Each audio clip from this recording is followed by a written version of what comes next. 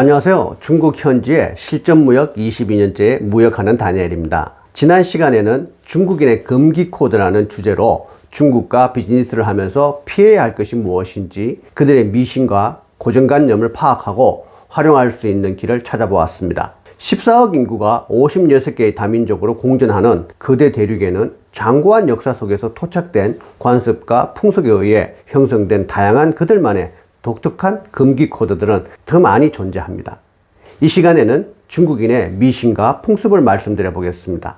그들이 무엇을 기피하는지, 무엇에 환호하는지를 알면 중국과 사고 파는 비즈니스에서 훨씬 더 원활하고 만족스러운 결과를 만들어낼 수 있을 것입니다. 한국에서 혼례 음식을 장만할 때 밤과 대추는 빠지지 않고 꼭 챙기는 필수품인데, 이것은 중국의 해음 현상에서 온 것으로 대추를 중국어로 짜오즈로, 또 밤을 리즈라고 발음하는데 두 단어를 합친 발음이 짜오리즈가 됩니다.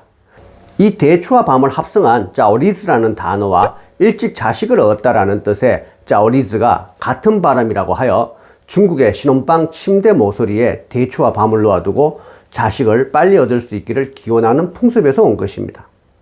중국의 결혼 혼수 중에 신부 쪽에서 신랑 쪽으로 꼭 챙겨보내는 것이 젓가락인데, 젓가락은 중국어로 콰이저로 읽는데 동일한 발음인 콰이저는 자식을 빨리 얻다는 뜻으로 아이를 기원하는 상징적인 의미로 젓가락을 챙겨보냈던 것입니다. 중국인들은 음력으로 홀수달인 5월, 7월, 9월은 귀신이 꼬인다고 하여 결혼이나 경사는 피하고, 날짜도 홀수날은 가급적 피합니다. 특히 음력 7월은 귀신이 판을 치는 달로 생각하여 결혼식도 이사도 개업도 아예 계획하지 않으며, 장사를 하는 사람은 음력 7월 한 달은 가게 문을 닫아 걸기도 합니다. 견우와 직녀가 1년에 한 번 만난다는 음력 7월 7일을 칠석을 흉일 중에도 가장 흉한 날로 여길 정도이니 한국인의 관념과 차이가 많다는 것을 헤아릴 수 있을 것입니다. 중국과 한국은 모두 동일하게 자축인묘, 진사오미신, 유술해라는 12간지를 이용하여 태어난 해에 따라 띠라는 것이 따라오는데, 여기에서 한국인과 중국인의 관념은 다른 부분이 많습니다. 한국인은 양띠를 정직하고 성실하며 온순하고 예술적 재능이 많다고 좋은 결혼 상대자로 여기는 반면, 중국인들에게 양띠는 그다지 좋은 이미지가 아닙니다. 양은 사람에게 털도 주고 젖도 주고 가죽도 주고 고기도 주는 등 가진 것을 몽땅 다 뺏기는 동물로, 양띠는 팔자가 기구하다고 여기고, 특히 겨울에 태어난 양띠는 결혼 상대자로 무조건 적합치 않다고 여기기도 합니다. 심지어 임산부들은 말띠해의 연말이면 그 다음 해인 양띠해로 넘어가지 않으려고 병원을 찾아 제왕절개를 하여 조산을 하는 경우도 흔할 정도입니다. 짐과 사람을 싣고 달려야 하며 잠을 잘 때마저도 서서 자는 말이라고 하여 한국인들은 말띠는 인생이 고달프다고 하며 달갑게 여기지 않는 반면, 중국인들은 말이 달리는 것처럼 빠른 성공을 한다는 뜻의 마따오 천공이라는 사자성어를 즐겨 쓰는 것에서 짐작할 수 있듯이, 중국인들은 말띠는 성공과 출세의 행운을 지녔다고 높이 사기도 합니다. 하지만 말띠해에 결혼은 가급적 피하는데, 그것은 말띠해에 결혼하면 그 다음 해인 양띠해에 출산을 할 가능성이 높아 자녀가 양띠가 되는 것을 기피하는 이유에 쓰입니다. 자신이 태어난 해의 띠가 12년 주기로 돌아올 때마다 그 해는 원밍년이라고 하여 악재가 있는 해로 여기며 붉은 속옷만 입고 붉은 띠를 허리에 묶거나 붉은 실로 엮은 목걸이나 팔찌를 하여 액마기를 하기도 하는 풍습은 한국인에게 찾아볼 수 없는 것이지만 중국인들이 아주 중요히 여기는 신앙이며 미신입니다. 음식과 술에 관련된 미신이나 그들만의 예법도 꽤 많이 있습니다. 중국인은 손님을 접대하거나 각종 축하 연회를 열거나 명절에도 생선으로 한 요리는 절대 빠지지 않는 메뉴입니다. 고대부터 중국에는 물고기가 홍수와 가뭄을 간장하는 영적인 존재로 신성시 되어 오기도 하였고, 생선은 한자로 위로 발음되는데 넉넉하다 또는 여유 있다는 뜻의 위와 동일한 발음이라 생선에는 풍족함을 기원하는 의미가 담겨 있기 때문입니다. 이런 해음 현상 탓에 중국에서 생선은 절대 뒤집어 먹어서는 안 됩니다. 생선을 뒤집으면 넉넉히 차있던 것이 모두 다 쏟아져 버린다고 하여 절대 금기시하는 미신으로 한국에서는 찾아볼 수 없는 문화이기도 합니다. 음력 1월 1일인 춘절의 식탁에는 생선 중에서도 꼭 잉어를 챙기는데, 잉어는 중국어로 리로 읽혀지며 이롭다, 이익이라는 뜻의 리와 해엄 현상이 있는 탓에 새해에도 좋은 일이 있으라는 의미를 그 자리에 참석한 가족들에게 전달하는 것입니다. 심지어 제사상에도 생선은 빠질 수 없는데 단 반드시 비늘이 있는 생선을 올려야 한다는 불문율도 있습니다. 한국에서는 고양이도 먹지 않고 타박한다는 생선 대가리와 상에 오르기 전에 미리 잘라 버리기도 하는 생선 꼬리를 중국에서는 제일 어른에게 머리를 올리고 그 다음 지위에 있는 사람에게 꼬리를 올리고 살점이 많은 몸 부위를 나머지 사람들이 나눠 먹는 문화도 한국과는 달라도 너무 다른 문화이며 풍습입니다.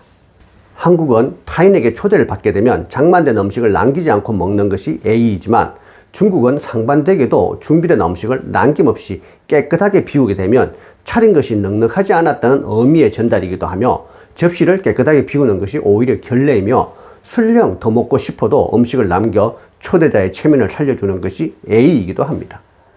한국에서는 소화에 도움이 된다고 하여 후식으로 잘 깎은 배를 내놓는 것은 신경쓴 대접인데, 중국인들은 손님상에 절대 배를 후식으로 내놓지 않습니다.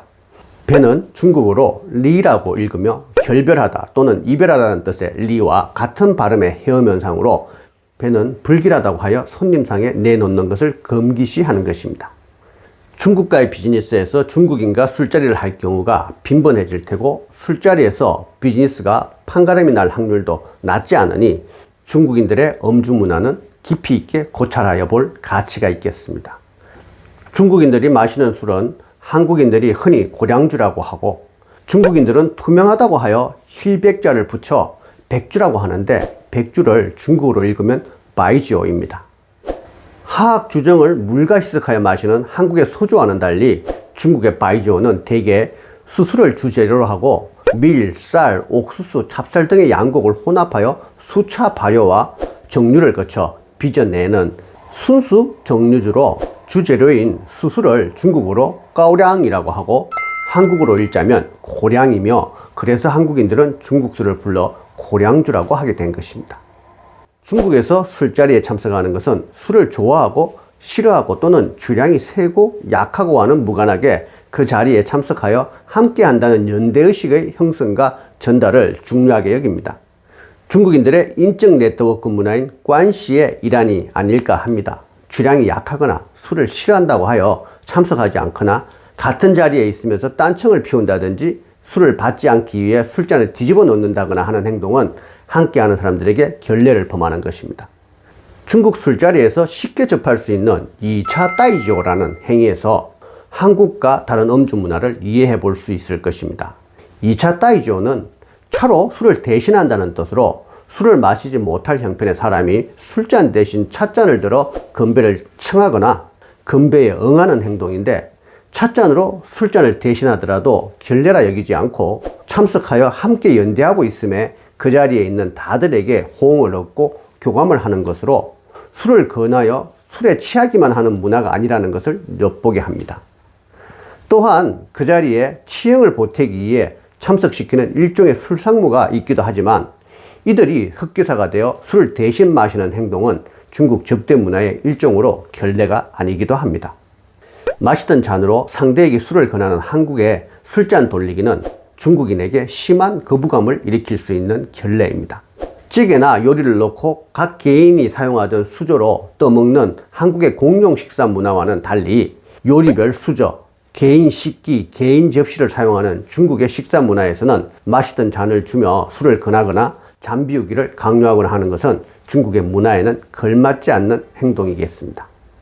한국인들은 산 사람 술잔에는 첨잔을 하지 않는데, 중국인들은 잔이 조금이라도 비어 보이면 서슴없이 술을 붓습니다. 한 잔을 비워내고 새롭게 다시 잔을 채우는 한국 문화와는 달리 중국인에게 손님의 술잔이 차지 않게 두는 것은 예의에서 어긋나는 일이라 쉴 틈 없이 술잔을 채우는 것입니다.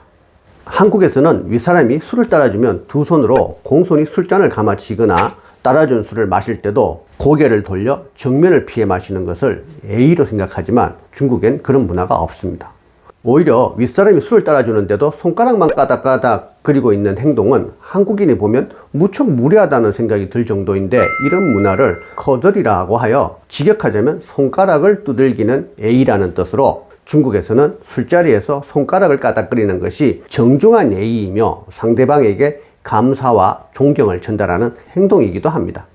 황제가 몰래 민간으로 나가 술을 마실 때 신하에게 술을 따라주자 항송한 신하가 주변에 들키지 않기 위해 손을 사용해 예의를 표현한 것에서 유래되어 왔다는 이 거저리를 중국 파트너와 술자리에서 해보이면 중국 예의를 아는 외국인이라며 호감을 얻을 수 있을 것입니다. 거저리는 다양하지만 간단히 몇 가지만 배워보면, 윗사람에게 술을 받을 때는 오른쪽 주먹을 계란을 치듯 말아 식탁을 가볍게 3번 두들기면 되는데, 이것은 무릎을 꿇고 절을 하는 의미의 제스처입니다. 연배와 직위가 비슷한 관계라면 금지와 중지를 나란히 붙여 구부린 채 식탁을 3번 두들기면 되는데, 양손을 써서 주먹을 감싸지는 것과 같은 제스처입니다. 아래 사람에게 술을 받는다면 금지나 중지 중 한 개의 손가락만 구부려 식탁을 3번 두들기면 되는데, 이것은 고개를 끄덕이는 것과 같은 제스처입니다.